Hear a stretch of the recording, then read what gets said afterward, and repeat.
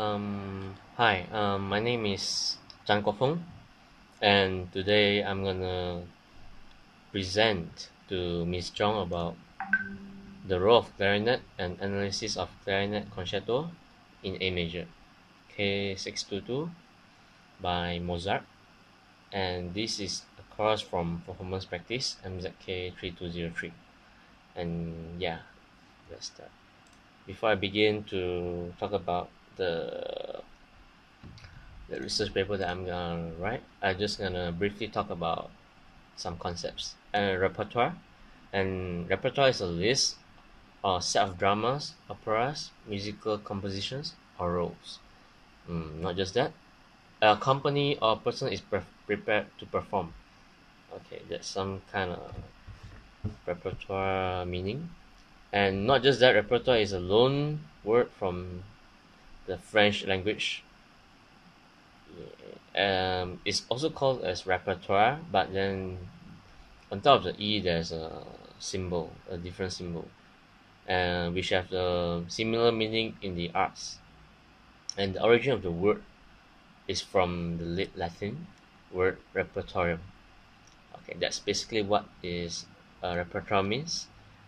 And I'm going to talk about the repertoire called uh, K622 by Mozart. So I'll start off with a brief introduction to song like the the one that I'm gonna write about, which is Mozart Amadeus Mozart, Wolfgang Amadeus Mozart. So Wolfgang Amadeus Mozart, also known as Johannes Chrysostomus Wolfgangus Theophilus Mozart. That's his baptized name. And Wolfgang Amadeus Mozart was born on January 27, 1756, and his death time is December 5th, 1791, in Salzburg, Austria. And Mozart was a musician capable of playing multiple instruments, which makes him a very versatile musician. And he started playing in 6 years old, which makes him kind of like child prodigy. For that, during his adulthood, he tried but failed to establish himself in Paris. That's when he started to develop his musicianship and tried to compose and play different instruments whereby when he's in Paris he failed to establish himself as a composer.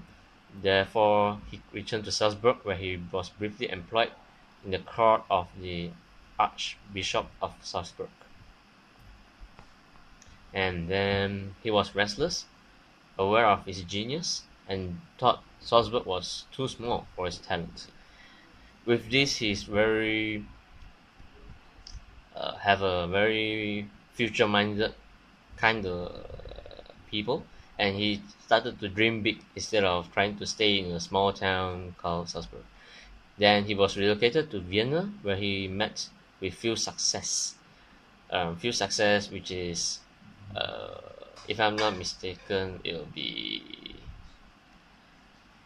some great composers, and therefore he learned something new from there. And then he married Constance Weber and fathered two sons. He died in Vienna after a brief but unknown illness. Okay, that's all for the introduction for Mozart, and then we continue. So I'll talk about clarinet now. Okay, clarinet had the range closest to the human voice, which could delight the listener with this instrument. And clarinet is a black has a is a black had a black color wood where there are six holes, and seven keys. Not just that, there's a lot of extra keys which allows different notes to be played. There will be 32 keys. Okay. From there, the clarinet tone range is wider than that of all other wind instruments. All instruments play the E, which is the E note, E3, some go lower, and some players can reach a high C7, which means nearly 4 octaves. And this is almost had the nearest range closest to human voice. And then register of B flat clarinet. The lower register from D3 to E4 had will be producing a sound which is dark, mellow, and have able to bring warm timbre to the listener. The lowest note especially sound darker than those of the bassoon of the same pitch.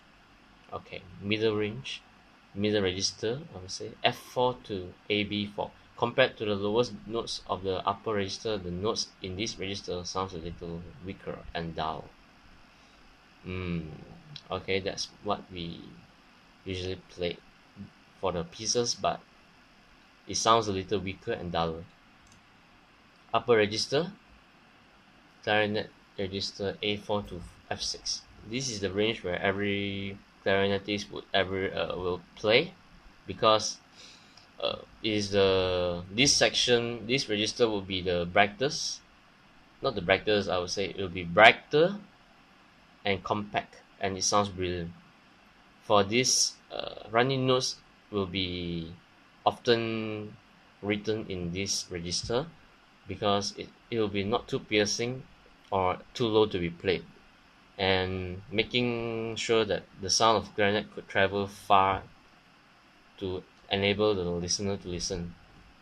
And to this piece is a clarinet solo piece, and you'll hear most of the notes being written in this register.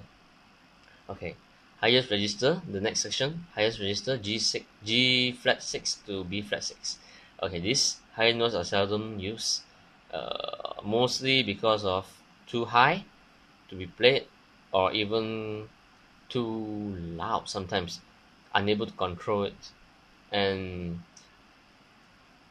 if these notes is being used, often it's just for trilling or even some running notes, whereby certain notes run until the highest, then quickly drop back. It won't sustain too long because it sounds too piercing.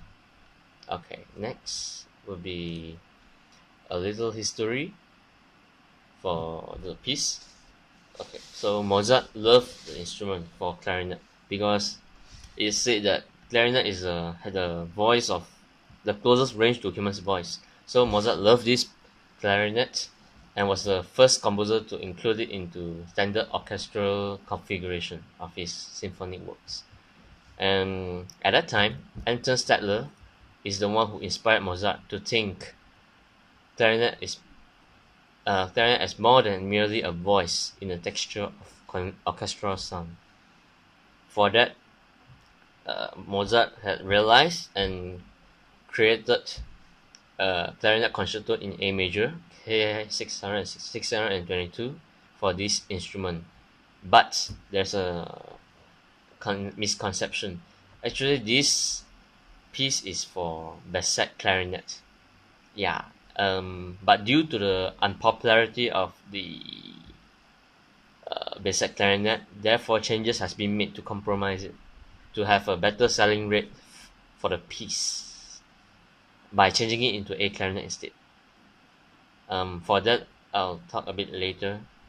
Now it's just a very brief one. So the next one will be the Basset clarinet was the most notably associated with Anton Stadler. This is because Anton Stadler had uh, created this Basset clarinet with another guy during that time, which is a workshop, which is an instrument maker at that time. And Basset clarinet is a clarinet with an extension, a major third down, which makes him able to play a lower note than the usual clarinet can do.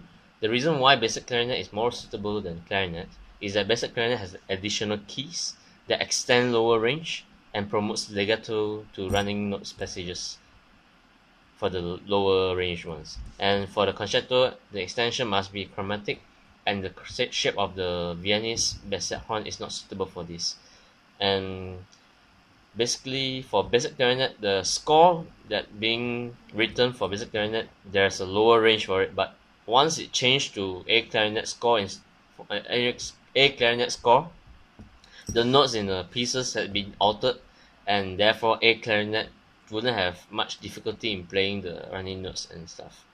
Yeah, but then if we were to talk about the basic clarinet pieces, A clarinet will have difficulties because there's a lower range lower range notes that cannot be played by A clarinet. So by that time, the basic clarinet is more suitable because of the notes that have been written. Okay, so despite Stadler's advocacy, the instrument did not become a regular member of the orchestra. So clarinet becomes a more prominent instrument, and no more pieces were written for clarinet. For basic clarinet, I'm sorry, for basic clarinet. However, beginning in the mid-20th century, interest in performing on original instrument prompted the basic clarinet's revival. Bill Sweeney, Harrison Birtwistle, Alan Ray Hacker, and Franklin Stower were the ones who had revived the usage of basic clarinet, and some written works featuring the basic clarinet. For example, John Towers' 1988 clarinet concerto is written to be played on either basset or standard clarinets. Um, for now, in the modern days, many clarinet makers now produces basset clarinets, or I would say extended lower joints, which will convert a standard clarinet to a basset clarinet to promote versatility, to enable the clarinetist to play a wider range of the clarinet and having extra lower notes as an advantage. So there won't be a problem whereby basic clarinet having been used because clarinet could be modified to have an extra lower joint, which is becoming a basic clarinet. Yeah.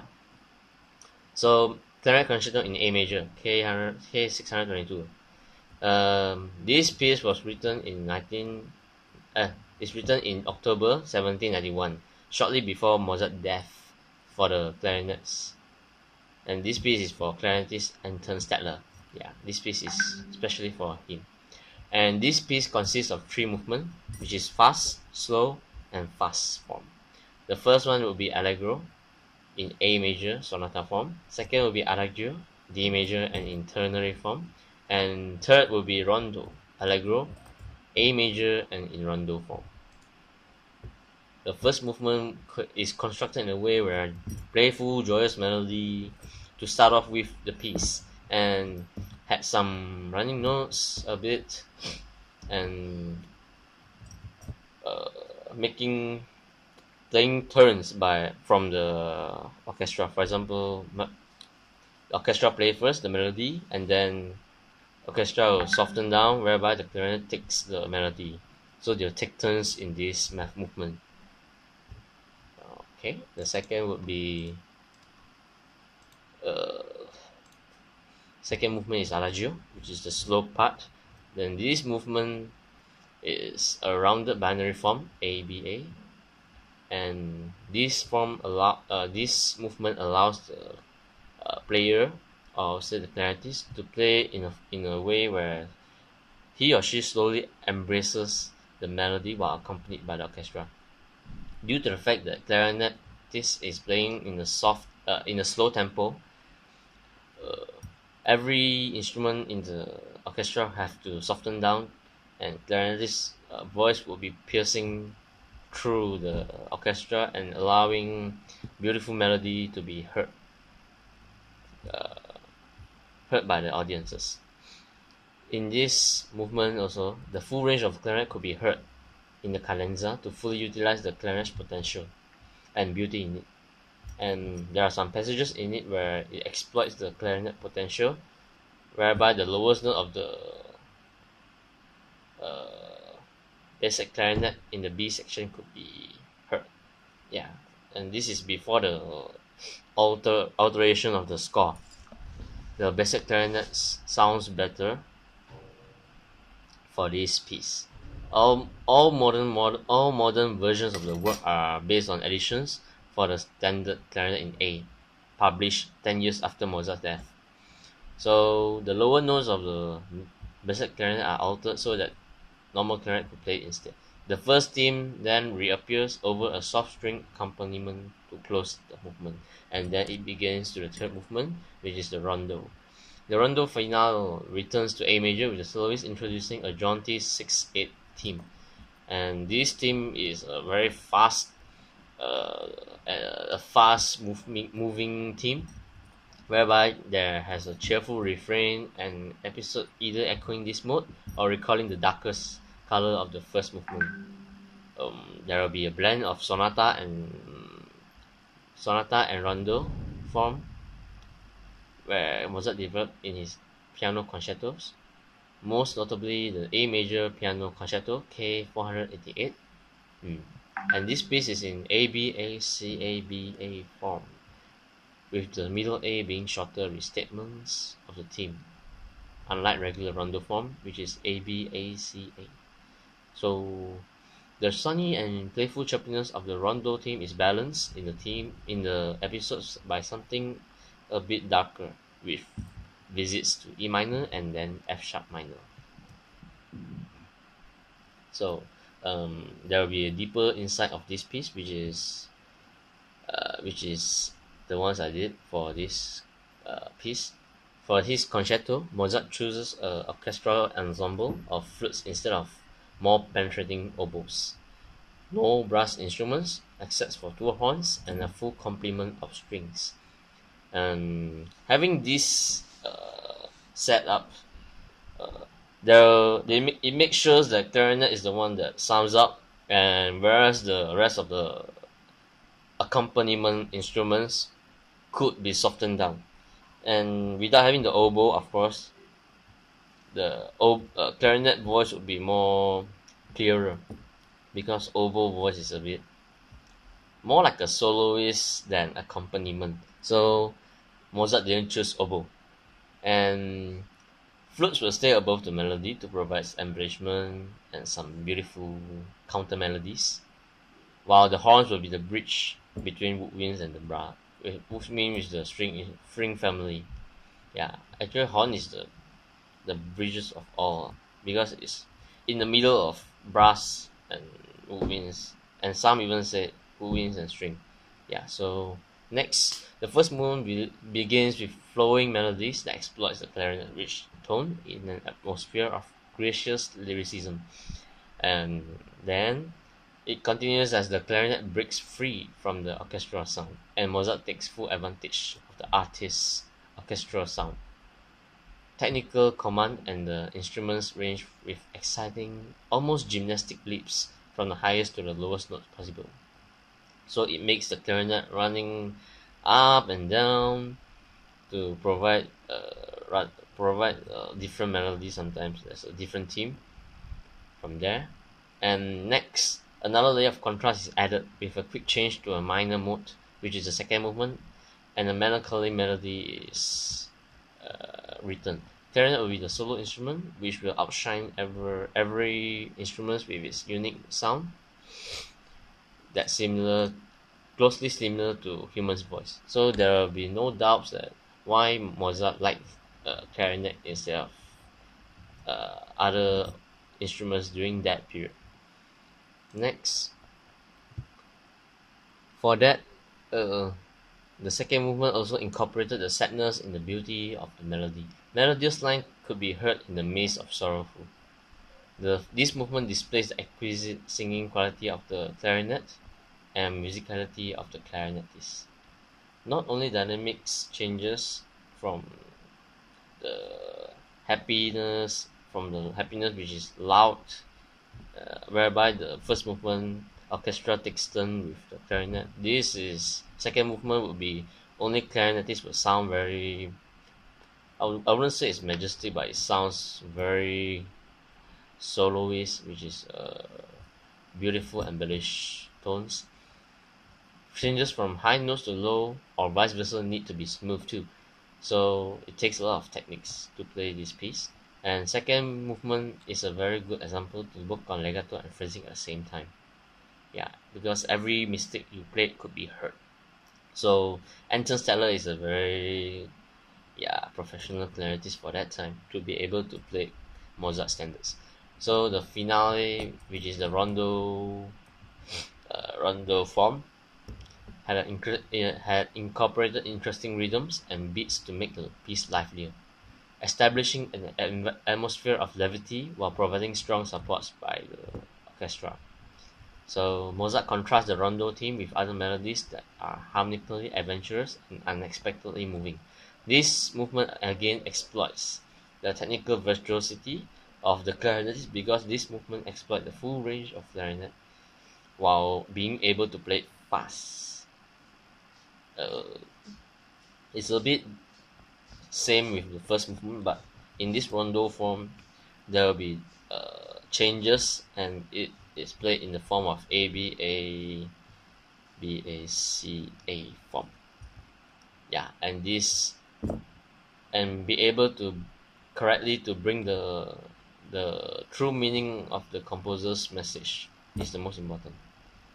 Yeah. So Anton Stadler. Yeah. So that's it for this presentation. Thank you once again. Bye.